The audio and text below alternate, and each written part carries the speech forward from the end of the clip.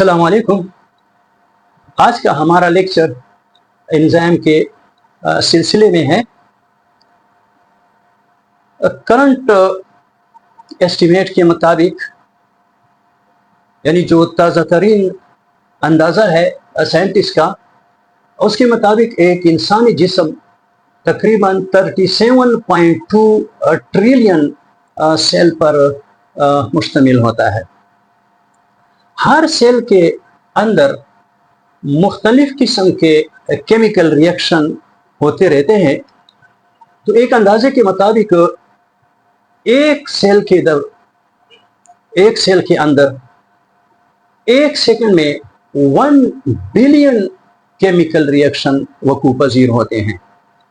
तो इस तरह एक पूरे जिस्म की जो सेल हैं, इसमें तकरीबन फिर 37,000 बिलियन केमिकल रिएक्शन वकू पजीर होते हैं। तो एक इंसानी जिस्म के अंदर जितने भी केमिकल रिएक्शन वकू पजीर होते हैं, इन तमाम केमिकल रिएक्शन को मजमूई तौर पर मेटाबॉलिज्म का नाम दिया गया है। अब मेटाबॉलिज्म ये दो टाइप्स का है, एक को कैटाबॉलिज्म कहते हैं और एक को एनाबॉलिज्म कहते हैं। ये केमिकल रिएक्शन जो वकूपजीर होते हैं, इन केमिकल रिएक्शन बाज में बड़े बड़े मालिक्यूल छोटे छोटे मालिक्यूल में तब्दील होते हैं, जिसको कैटाबॉलिज्म कहते हैं। और बाज मालिक्यूल जो होते हैं, छोटे छोटे मालिक्यूल मिलकर, बाज रिएक्शन में छोटे छोटे मालिक्यूल मिलकर बड़े मालिक्यूल बनाते हैं, इसको एनाबॉलिज्म कहते हैं। तो एक इंसानी जिस्म के अंदर ये जो मुख्तलिफ किस्म के केमिकल रिएक्शन वकू पजीर होते हैं, इसकी वजह से इंसानी बॉडी के अंदर मुख्तलिफ किस्म की एक्टिविटी ये होती रहती हैं। तो इन एक्टिविटी को कंट्रोल करने के लिए वहाँ पर मेटाबॉलिक पाथवे का इंतज़ाम किया गया है। मेटाबॉलिक पाथवे जो है, इसमें जब किसी भी एक्टिविटी के दरमियान कोई भी प्रोडक्ट जब बनता है, तो बाज़ औक़ात ये प्रोडक्ट एक ही स्टेप में या एक ही केमिकल रिएक्शन के वकू पजीर होने के नतीजे में नहीं बनता, बल्कि ये प्रोडक्ट मुख्तलिफ किस्म के केमिकल रिएक्शन से गुजर कर ये प्रोडक्ट बनता है। और इस तरह ये जो पहला केमिकल रिएक्शन का जो प्रोडक्ट होता है, वो प्रोडक्ट दूसरे केमिकल रिएक्शन का रिएक्टेंट होता है, और फिर दूसरे केमिकल रिएक्शन का जो प्रोडक्ट होता है, वो तीसरे केमिकल रिएक्शन का रिएक्टेंट बन जाता है। तो इसी तरह कई रिएक्शन के बाद एक प्रोडक्ट बनता है, और ये जो पूरा तरीका है, इसको मेटाबॉलिक पाथवे का नाम दिया गया है। तो हर केमिकल रिएक्शन की वकू पजीरी के लिए एक एनर्जी की ज़रूरत होती है, और इस एनर्जी को एक्टिवेशन एनर्जी कहते हैं।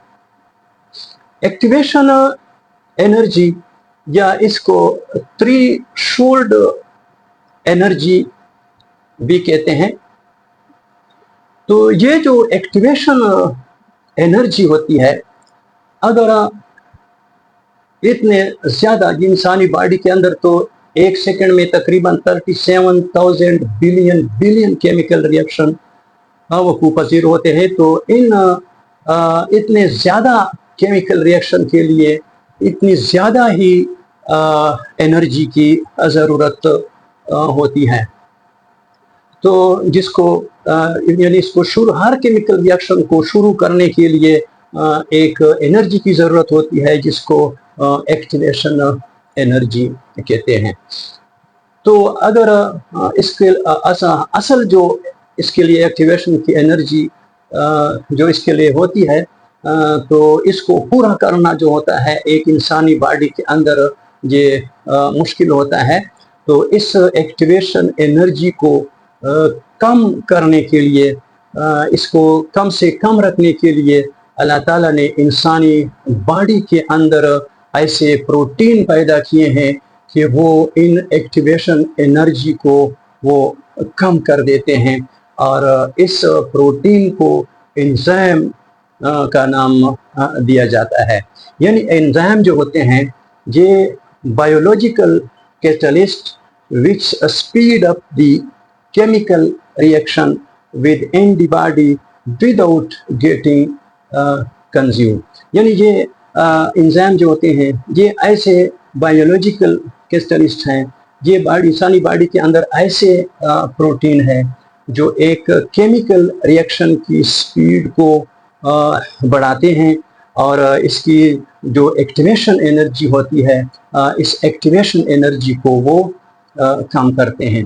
मिसाल के तौर पर अगर हाइड्रोजन परऑक्साइड की हम मिसाल ले लें, एक हाइड्रोजन परऑक्साइड को, ये एक हाइड्रोजन परऑक्साइड है, तो एक हाइड्रोजन परऑक्साइड को वाटर और ऑक्सीजन में तब्दील करने के लिए तकरीबन 86 किलो जूल पर मोल एनर्जी की ज़रूरत होती है। लेकिन जब कोई कैटलिस्ट यहाँ पर आ जाता है, कैटलिस्ट, तो इस कैटलिस्ट की वजह से ये एनर्जी 1 किलो जूल पर मोल के बराबर फिर हो जाती है। यानी 86 की बजाय 1 किलो जूल पर मोल एनर्जी वहाँ पर इस्तेमाल होती है। इस तरह अगर एक केमिकल रिएक्शन 30 दिन में वकूफ़ पज़ीर हो सकता हो, यानी एक केमिकल रिएक्शन कंप्लीट होने के लिए अगर 30 दिन चाहिए, तो एक कैटलिस्ट के आने से ये जो टाइम है ये 3 मिली सेकेंड पर आ जाता है। यानी अब अगर कैटलिस्ट आ जाता है तो ये टाइम जो होता है ये 3 मिली सेकेंड हो जाता है। तो यानी कैटलिस्ट आने की वजह से एक्टिवेशन एनर्जी भी कम हो जाती है और जो केमिकल रिएक्शन की जो स्पीड है वो स्पीड भी क्या हो जाती है, वो तेज हो जाती है। तो एक्टिवेशन एनर्जी का जिक्र हो रहा है, तो सबसे पहले हम एक्टिवेशन एनर्जी की तरफ आते हैं कि ये एक्टिवेशन एनर्जी ये क्या होती है। तो एक्टिवेशन एनर्जी के साथ साथ यहाँ पर थ्रेशोल्ड एनर्जी भी है। तो हर केमिकल रिएक्शन को स्टार्ट करने के लिए, इसको शुरू करने के लिए एक ख़ास एनर्जी की ज़रूरत होती है, या जो कम से कम स्पेसिफिक एनर्जी की क्या होती है, ज़रूरत होती है। और इस एनर्जी को थ्रेशोल्ड एनर्जी, या यहाँ पर हम इसको एक्टिवेशन एनर्जी भी कहते हैं। तो ये थ्रेशोल्ड एनर्जी और एक्टिवेशन एनर्जी, इन दोनों में क्या फ़र्क होता है। देखिए, जब भी एक रिएक्टेंट प्रोडक्ट में तब्दील होता है या दो रिएक्टेंट जब प्रोडक्ट में तब्दील होते हैं, तो ये इसके लिए सबसे पहले थ्रेशोल्ड एनर्जी वो पूरा करना क्या होता है, ज़रूरी होता है, या जिसको हम एक्टिवेशन एनर्जी कहते हैं। तो थ्रेशोल्ड और एक्टिवेशन एनर्जी में फ़र्क सिर्फ ये है कि एक दो रिएक्टेंट है। अब रिएक्टेंट जो होते हैं, इन रिएक्टेंट के अंदर भी एक एनर्जी मौजूद होती है, जो पोटेंशियल एनर्जी हम कह सकते हैं, क्योंकि इसके अपने जो मॉलिक्यूल्स होते हैं, इसके जो आयन होते हैं, वो भी आपस में टकराते हैं और इनकी वजह से वहाँ पर एनर्जी पैदा होती है। तो ये इसके अंदर भी एक एनर्जी, मतलब यहाँ से हमने स्टार्ट किया है, तो यहाँ से यहाँ तक जो एनर्जी है, ये जो ए का नाम हमने दिया है, ये इन रिएक्टेंट के अंदर खुद अपनी ही एनर्जी है। और इसके बाद इसको जो एनर्जी दी जाती है, यहाँ से यहाँ तक जो इसको ये एनर्जी दी गई है, ये एनर्जी दी जाती है, और जब ये थ्रेशोल्ड पर इसकी एनर्जी पहुंच जाती है, तो इसको फिर हम एक्टिवेशन एनर्जी कहते हैं। तो एक्टिवेशन एनर्जी जो है, ये यहाँ से यहाँ तक, देखिए यहाँ से यहाँ तक जो एनर्जी है, ये एक्टिवेशन एनर्जी है। यानी एक्टिवेशन एनर्जी जो है ये सॉरी थ्रीशोल्ड एनर्जी जो है इसमें ये रिएक्टेंट के अंदर जो एनर्जी होती है और इसके बाद जो एक्टिवेशन एनर्जी होती है, इन दोनों का मजमुआ थ्रीशोल्ड एनर्जी है। तो जो एक्टिवेशन एनर्जी होगी, एक्टिवेशन एनर्जी यहाँ से शुरू होती है। ये तो एनर्जी तो पहले से इस रिएक्टेंट के अंदर मौजूद है। तो एक्टिवेशन एनर्जी और रिएक्टेंट के अंदर जो अपनी वो एनर्जी होती है, इसको मजमूई तौर पर ये थ्रीशोल्ड एनर्जी है। तो गोया एक्टिवेशन एनर्जी जो होती है वो थ्रीशोल्ड एनर्जी में से अगर हम ये रिएक्टेंट के अंदर वाली एनर्जी को क्या करें, तफरीक करें, माइनस करें, तो फिर ये एक्टिवेशन एनर्जी के बराबर होती है। यानी एक्टिवेशन एनर्जी जो होती है वो threshold minus reactant energy. Threshold तो यहाँ से यहाँ तक टोटल एनर्जी को थ्रीशोल्ड एनर्जी कहते हैं, लेकिन यहाँ पर पहले से तो कुछ एनर्जी तो रिएक्टेंट के अंदर पहले से खुद ही मौजूद है। तो इस एनर्जी के बाद फिर एक्टिवेशन एनर्जी शुरू होती है। गोया एक्टिवेशन एनर्जी जो होती है वो अगर थ्रेशोल्ड एनर्जी यानी जो बी है, अगर बी में से हम ये ए क्या करें, तफरीक कर लें, तो बाकी ये जो सी बचता है, ये सी जो होता है इसको एक्टिवेशन एनर्जी कहते हैं। तो एक केमिकल एनर्जी के लिए जो एक्टिवेशन एनर्जी यहाँ पर दिखाई गई है विदाउट एंजाइम, तो विदाउट एंजाइम ये एक्टिवेशन एनर्जी है। यहाँ से यहाँ तक जो ग्राफ ऊपर जाता है, यहाँ से यहाँ तक जो एनर्जी है ये एक्टिवेशन एनर्जी है। लेकिन जब एंजाइम आ जाता है तो एंजाइम के आने से, अगर केमिकल रिएक्शन के अंदर एंजाइम आ जाए तो एंजाइम के आने की वजह से ये जो एक्टिवेशन एनर्जी होती है वो कम हो जाती है। यानी पहले एक्टिवेशन एनर्जी यहाँ से देखिए, यहाँ से यहाँ तक है, और अब जब कैटलिस्ट आ गया तो कैटलिस्ट के बाद ये एक्टिवेशन एनर्जी यहाँ पर पहुंच जाती है। वो ये एक्टिवेशन एनर्जी है। पहले देखिए एक्टिवेशन एनर्जी ये है और अब एक्टिवेशन एनर्जी वो है। तो गोरा एक्टिवेशन एनर्जी जो होती है ये जब जो कैटलिस्ट होता है वो ऐसा पाथवे इख्तियार कर लेता है, ऐसा पाथवे कि वो एक्टिवेशन एनर्जी क्या हो जाती है, वो कम हो जाती है। तो पहले ये पाथवे है, ये इस पाथवे कि में एक्टिवेशन एनर्जी, बहुत ज़्यादा एक्टिवेशन एनर्जी की ज़रूरत है, लेकिन कैटलिस्ट के आने से ये पाथवे है। तो इस पाथवे में जो है ये कम एक्टिवेशन एनर्जी की क्या होती है, ज़रूरत होती है। तो इस तरह एक्टिवेशन एनर्जी क्या हो जाती है, कम हो जाती है, और ये इसकी वजह से मतलब टाइम भी, स्पीड भी बढ़ जाता है और एनर्जी भी, कम एनर्जी यहाँ पर क्या होती है, खर्च होती है। दोनों में क्या हो जाती है, कमी आ जाती है। जिस तरह के यहाँ पर मैंने मिसाल दिया कि यहाँ पर एनर्जी भी कम हो गई कैटलिस्ट की वजह से, और इसका जो स्पीड है जो कि 30 साल पर स्पीड मुश्तमिल था, अब 3 मिली सेकेंड में वो केमिकल रिएक्शन वो वकूफ़ पज़ीर हो जाता है। तो अब हम एंजाइम की डेफिनेशन की तरफ आते हैं। एंजाइम जो होता है ये बायोलॉजिकल कैटलिस्ट है विच speed up the chemical reaction with the body without getting consumed। यानी ये खुद इस्तेमाल किए बगैर, यानी केमिकल रिएक्शन के दौरान वो खुद इस्तेमाल नहीं होता, और इसके इस्तेमाल के बगैर क्या होती है, ये केमिकल रिएक्शन की स्पीड को भी बढ़ाता है, और केमिकल रिएक्शन की जो एक्टिवेशन एनर्जी है वो भी क्या करते हैं, वो कम कर देते हैं। तो ये एंजाइम जो होता है, असल में एंजाइम जो होते हैं ये प्रोटीन पर मुश्तमिल होते हैं, और प्रोटीन जो होता है ये एमिनो एसिड का एक पॉलीमर्स होते हैं। तो यहाँ पर हम इस स्ट्रक्चर ऑफ एंजाइम, इस शक्ल में यहाँ पर एक एंजाइम का एक स्ट्रक्चर दिया गया है। तो ये जो शक्ल आपको नज़र आ रही है ये एक एंजाइम है, और यहाँ पर इस एंजाइम में जो एक पॉकेट सा है, एक क्लिफ्ट सा है, ये इस क्लिप को बाइंडिंग साइट कहते हैं या इसको एक्टिव साइट भी कहते हैं। तो ये जो इसका ये पॉकेट है, इसका जो ग्लू है, ये इसका जो क्लिफ्ट है, इसको एक्टिव साइट का नाम या पॉकेट साइट का नाम दिया जाता है।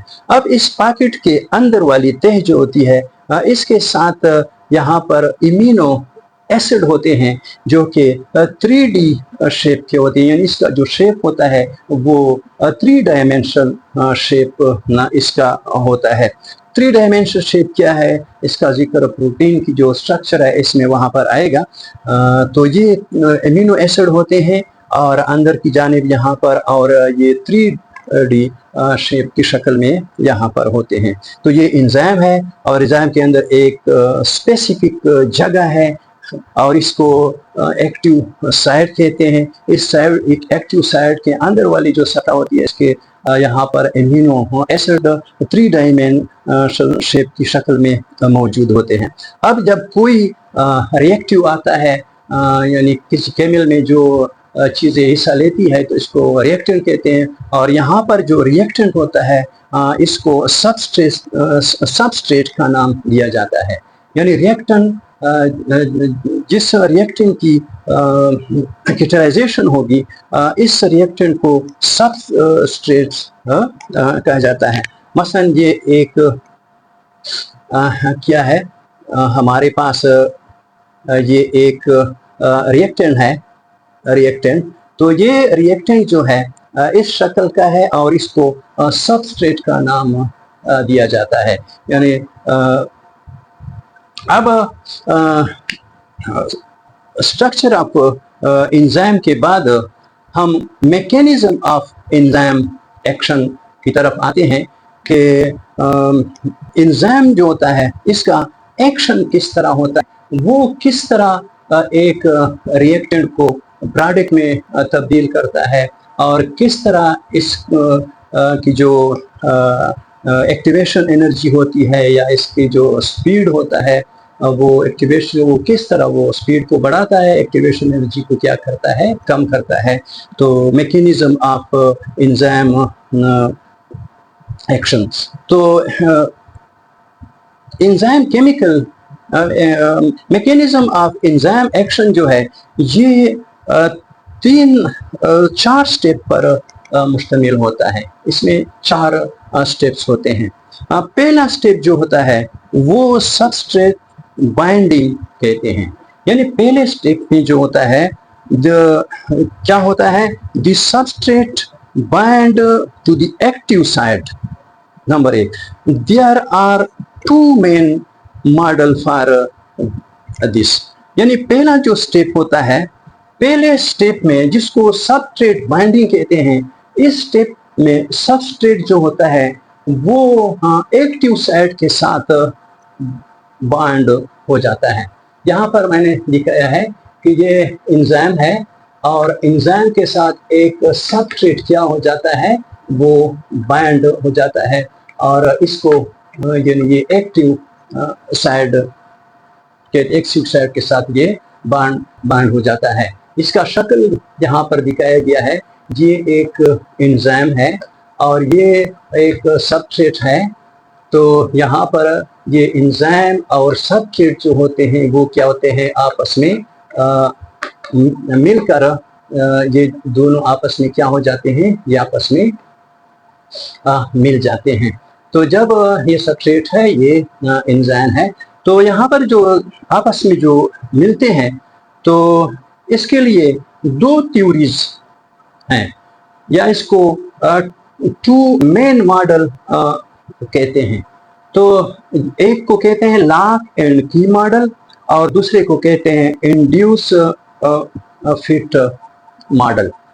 पहला जो मॉडल है या पहली जो थ्योरी है जो कि एक जर्मन साइंसदान ने पेश की थी, वो कहता है कि जो एंजाइम होता है वो एक ताले की तरह होता है और जो सबस्ट्रेट होता है वो चाबी की तरह होता है।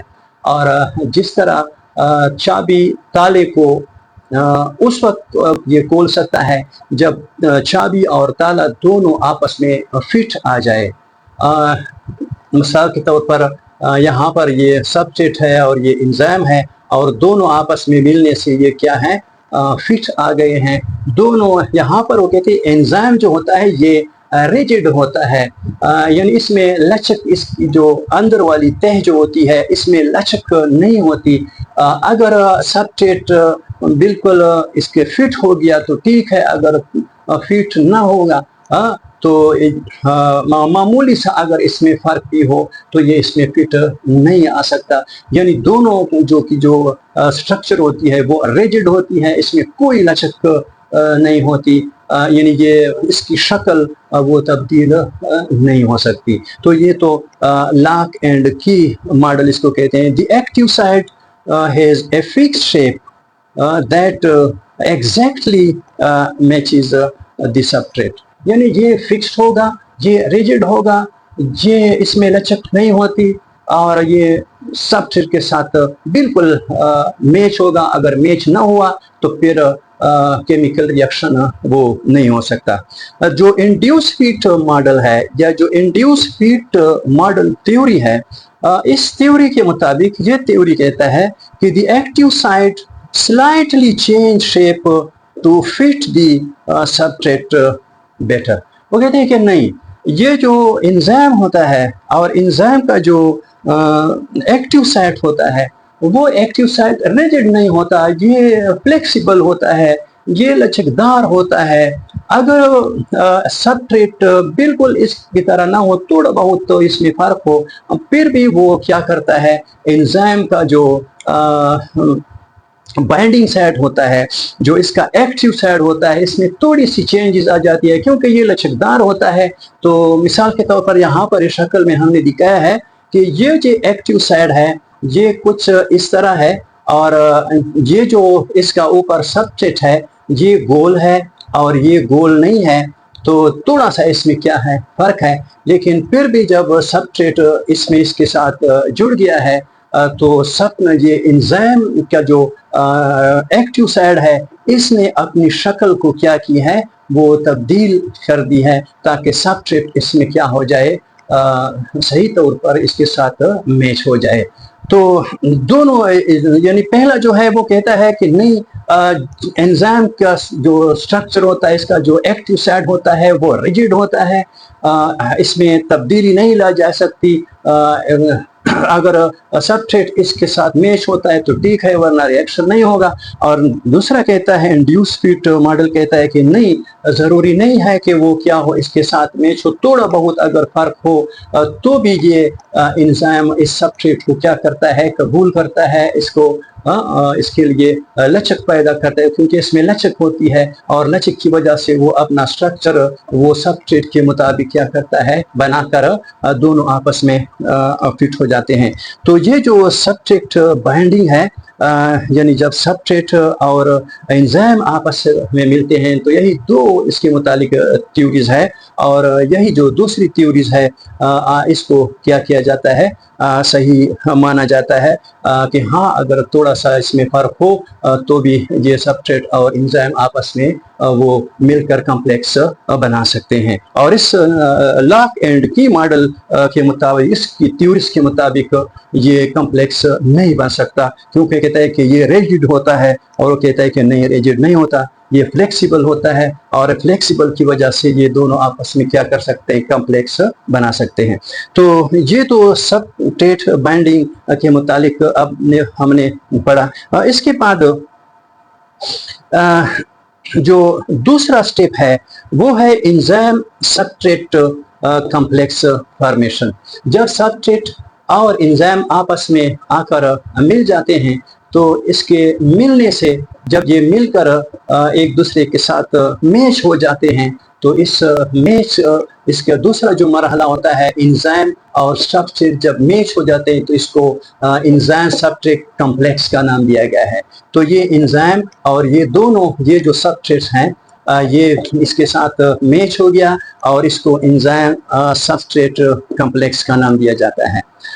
इसके बाद अच्छा, इसमें ये होता है कि टेम्पररी तौर पर, ये टेम्पररी तौर पर यहाँ पर क्या होते हैं, कॉम्प्लेक्स बनाते हैं। Enzyme substrate complex is form, the complex stabilizes the transition state and lower the activation energy. ये इसको स्टेबलाइज स्टेबिलिटी यहाँ पर इसमें पैदा करता है। और नंबर 2, ये इसकी एक्टिवेशन जो एनर्जी होती है वो एक्टिवेशन एनर्जी को भी क्या कर देती है, यहाँ पर ये एंजाइम कम कर देती है।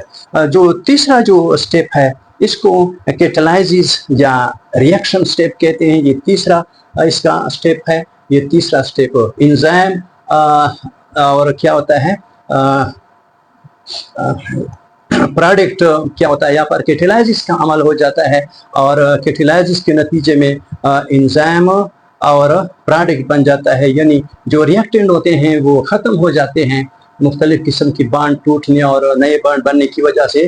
तो ये एंजाइम प्रोडक्ट कम्प्लेक्स है, एंजाइम प्रोडक्ट कम्प्लेक्स ये बन जाता है। यानी यहाँ पर जो सबस्ट्रेट होता है रिएक्टेंट की शक्ल, ये सबस्ट्रेट क्या हो जाता है, अब प्रोडक्ट में क्या हो गया है, तब्दील हो गया है। देखिए यहाँ पर कलर अब नील वो सब्ज है, ये सब्ज है, लेकिन यहाँ पर देखिए कलर क्या हो गया, चेंज हो गया है। यहाँ पर एक रिएक्टेंट से 2 प्रोडक्ट बन गए हैं, एक ये प्रोडक्ट है और एक ये प्रोडक्ट है। ये काले रंग का है, ये सुर्ख रंग का है, ये एंजाइम है। तो ये एंजाइम और प्रोडक्ट कम्प्लेक्स बन गया है। तो कैटालाइसिस या रिएक्शन में क्या होता है, the enzyme catalyse the chemical reaction. ये केमिकल रिएक्शन की कैटालाइजेशन करता है और bonds in the substrate are broken or new bond formed turning it into products। यहाँ पर क्या होता है, जो कुछ बांड जो होते हैं वो या बांड टूट जाते हैं या फिर नए बांड यहाँ पर क्या होते हैं, बनते हैं और जो रिएक्टेंट जो होते हैं वो प्रोडक्ट में इसको क्या करते हैं, तब्दील कर देते हैं। वो यहाँ पर ये प्रोडक्ट बन गया है। अब चौथा जो इसका स्टेप है वो प्रोडक्ट रिलीज स्टेप है। इस स्टेप में जो होता है, ये जो प्रोडक्ट बन गए, ये दोनों प्रोडक्ट अब क्या होते हैं, ये एंजाइम से आज़ाद हो जाते हैं, एंजाइम से बाहर निकल जाते हैं। यानी दोनों प्रोडक्ट जो होते हैं ये एंजाइम से क्या हो गए हैं, बाहर खारिज हो गए हैं। तो इस तरह ये 2 नए प्रोडक्ट क्या हो गए, बन गए हैं। और ये जो एंजाइम होता है, the enzyme return to its original shape. ये एंजाइम दोबारा अपनी ओरिजिनल शक्ल में आ जाता है।